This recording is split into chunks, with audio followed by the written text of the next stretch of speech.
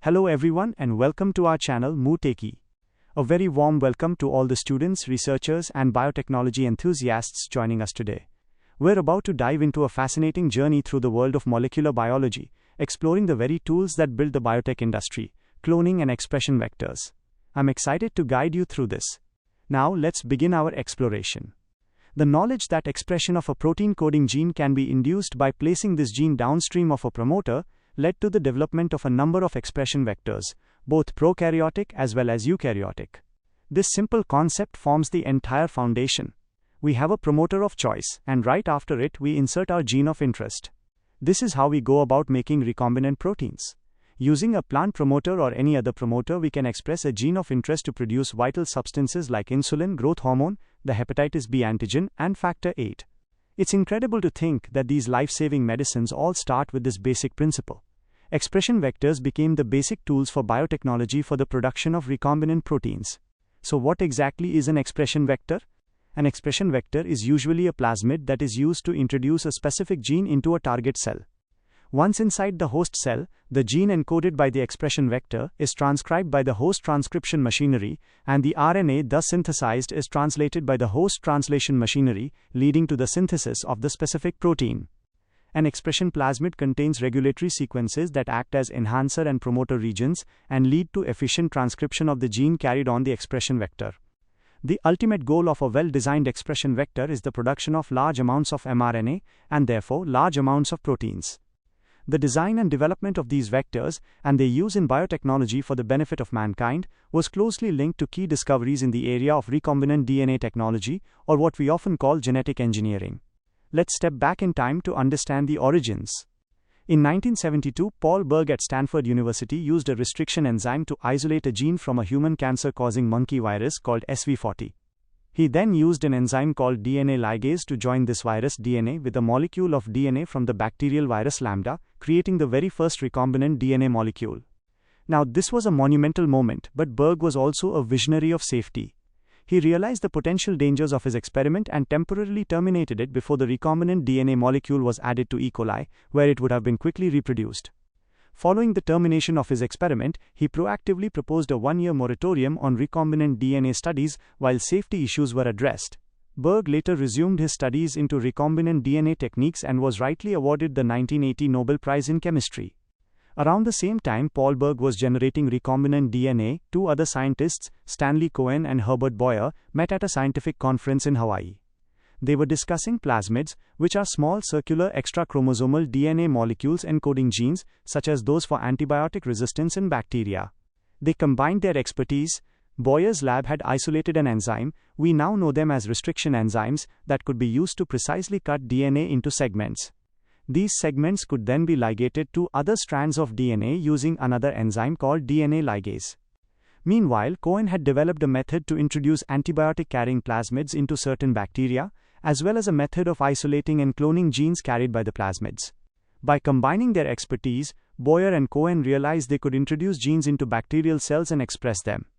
In 1973-1974, Stanley N. Cohen of Stanford and Herbert W. Boyer of the University of California, San Francisco, formally described a laboratory process for joining and replicating DNA from different species. In 1974, Stanford and UC applied for a patent on the recombinant DNA process.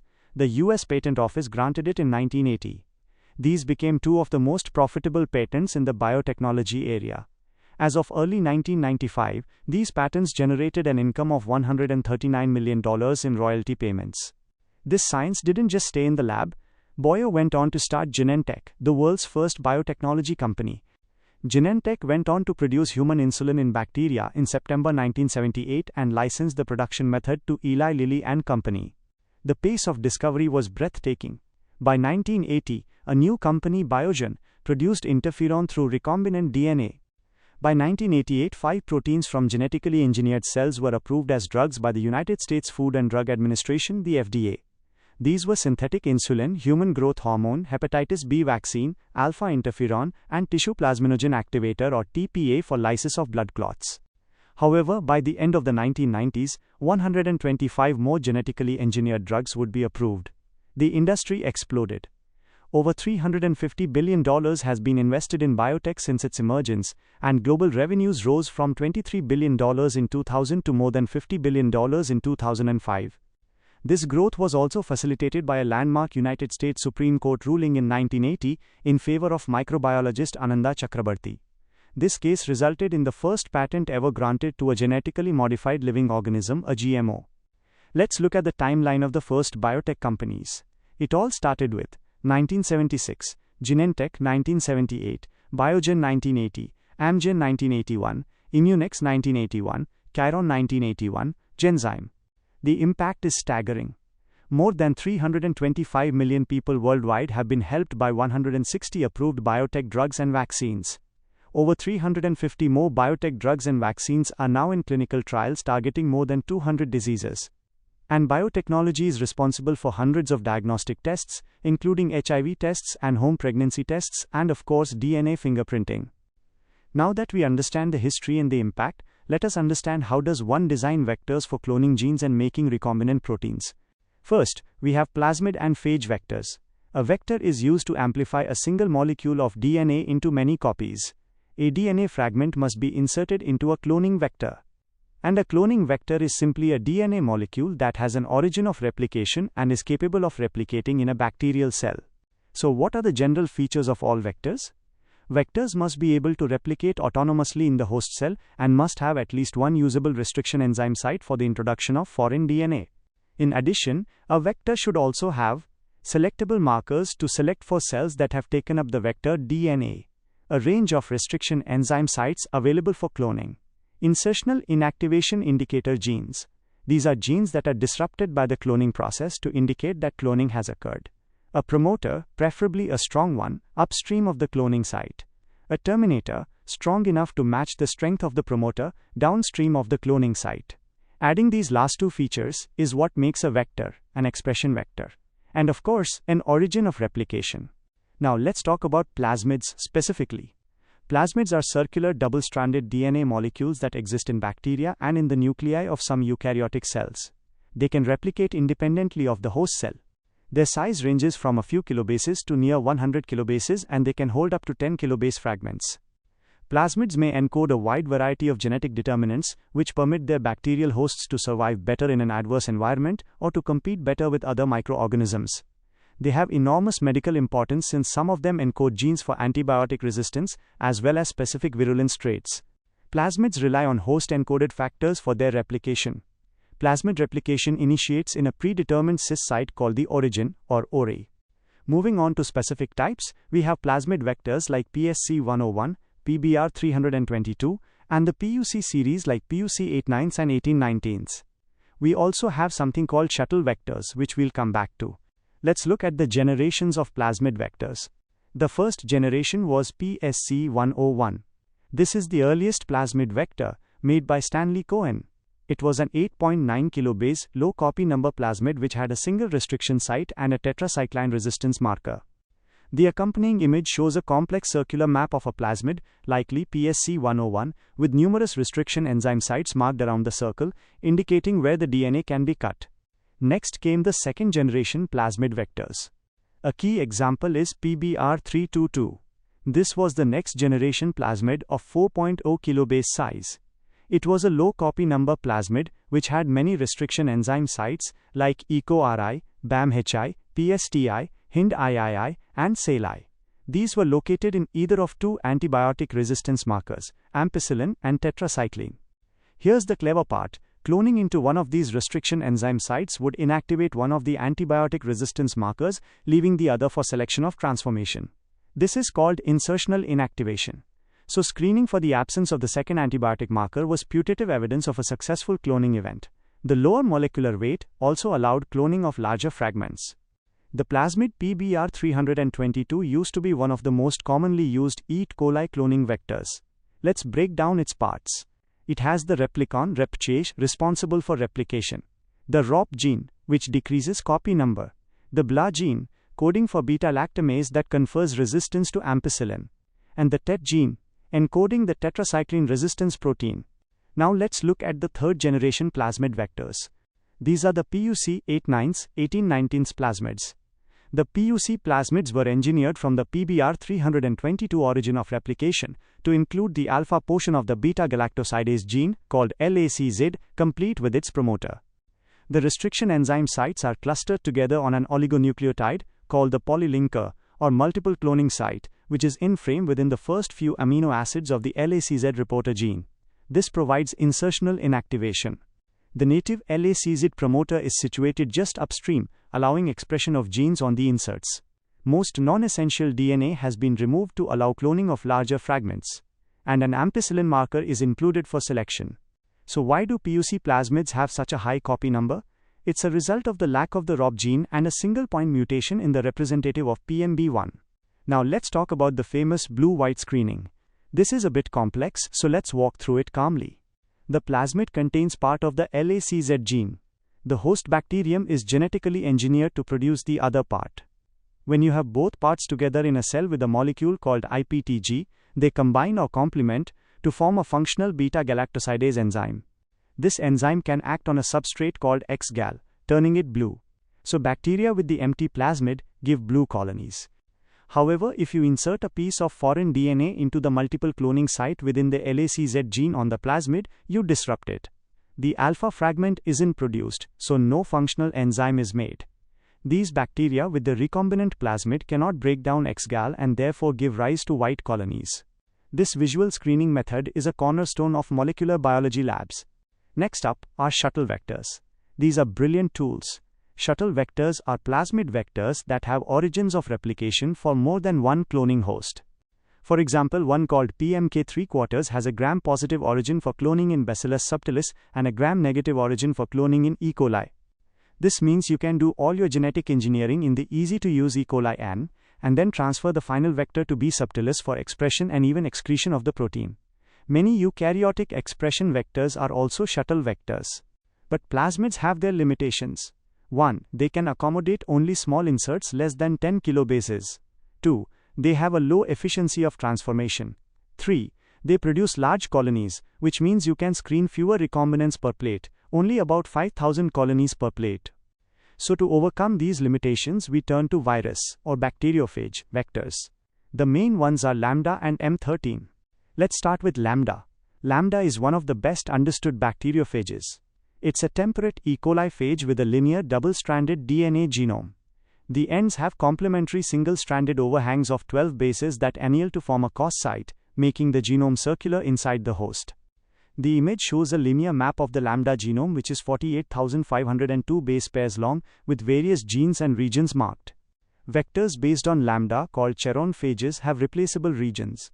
You can remove a non-essential chunk of the phage DNA and replace it with your target DNA. This often simultaneously removes a reporter gene, allowing for screening. Another clever mechanism uses the fact that lambda requires a certain genome size to package DNA into the phage head. If the replaceable region you remove is too big, you must replace it with a sufficiently large insert to get a viable phage. This ensures your clones have a large enough insert. Many lambda-based vectors are sold by companies like New England Biolabs, Clontech, and Stratagene. There are different types, like lambda insertion vectors. An example is lambda GT10. In this vector, foreign DNA is inserted into a restriction site within the C1 gene. Inserting DNA here inactivates the C1 gene, which is how you screen for successful clones. To get the recombinant DNA into phage particles, we use in vitro packaging. You take the lambda DNA ligated with your foreign DNA and mix it with assembly proteins, pre-head proteins, tail proteins, and ATP. These components are produced separately in lysogenized E. coli, and when mixed, they automatically assemble into complete infectious phage particles around your DNA. So what are the advantages of lambda virus vectors? 1. They accept large inserts up to 25 kilobases. 2. They have a highly efficient infection process, much better than plasmid transformation. 3. They produce tiny plaques, so you can screen up to 50,000 plaques per plate. The disadvantage is that they are not as easy to work with as plasmids. Another viral vector is M13. M13 is a single-stranded DNA virus, but it has a double-stranded replicative form, which is what we work with in the lab. It's been engineered to contain the LACZ reporter gene and a multiple cloning site, making the M13MP series of vectors. Cloning into the MCS within the LACZ gene gives insertional inactivation, just like with PUC plasmids. The fantastic thing about M13 is that the phage is packaged as single strands.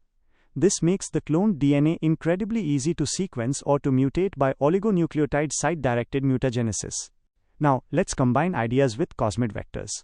These are essentially plasmids that contain the cohesive ends, the cos sites of bacteriophage lambda. This allows the plasmid DNA to be packaged into lambda phage heads. What are the features of cosmids? 1. They package large inserts, making them ideal for genomic libraries. 2. They have a selectable marker. 3. They have an origin of replication. 4. They have a polylinker with multiple cloning sites. 5. They have the cos sequences needed for packaging. 6. They are packaged into defective phage particles. 7. And importantly, they produce colonies, not plaques, after infection. An example is the cosmid PWE15, which is 8.2 kilobases.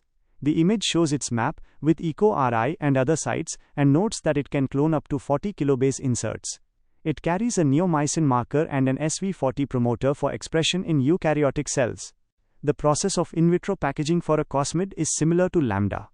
You ligate your large foreign DNA into the cosmid, and then the cosmic DNA, now with two cos sites separated by the right distance, is packaged into phage heads using the assembly proteins. Moving to even more advanced vectors, we have plasmids. These are hybrid combinations of phages and plasmids. Cosmids are one example. Another is PUC 118-119, which has incorporated the M13 packaging origin site into PUC 18-19. This allows these plasmids to be packaged as single-stranded DNA into M13 phage heads when needed. Other examples are the BlueScript series and PTZ vectors. For really large pieces of DNA, we need artificial chromosomes. First, bacterial artificial chromosomes, or BACs. BACs can hold up to 300 kilobases. They are based on the F factor of E. coli, which is naturally capable of handling large segments of DNA. Recombinant BACs are introduced into E. coli by electroporation, a brief high-voltage current.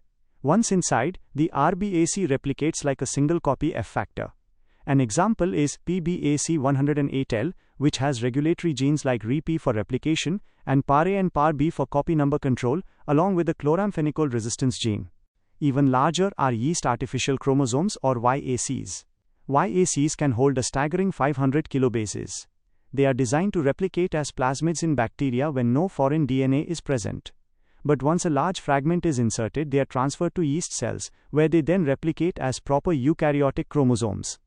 YACs contain a yeast centromere, 2 yeast telomeres, a bacterial origin of replication, and bacterial selectable markers.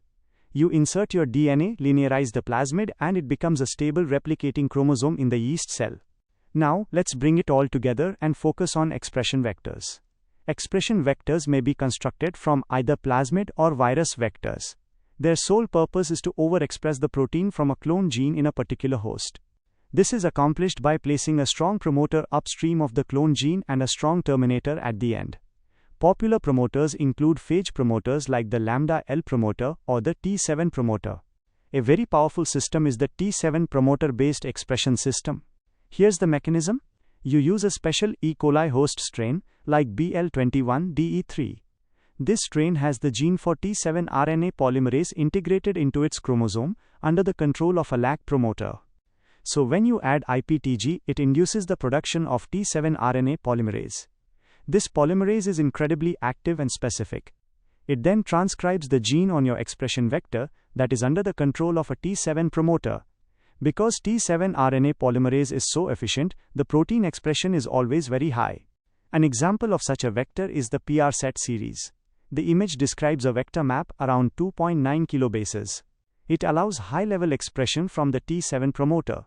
It has an N-terminal polyhistidine tag, called a 6XHI tag, for rapid purification using a metal affinity column. It also has an express epitope for detection, and an enterokinase cleavage site to remove the fusion tag after purification.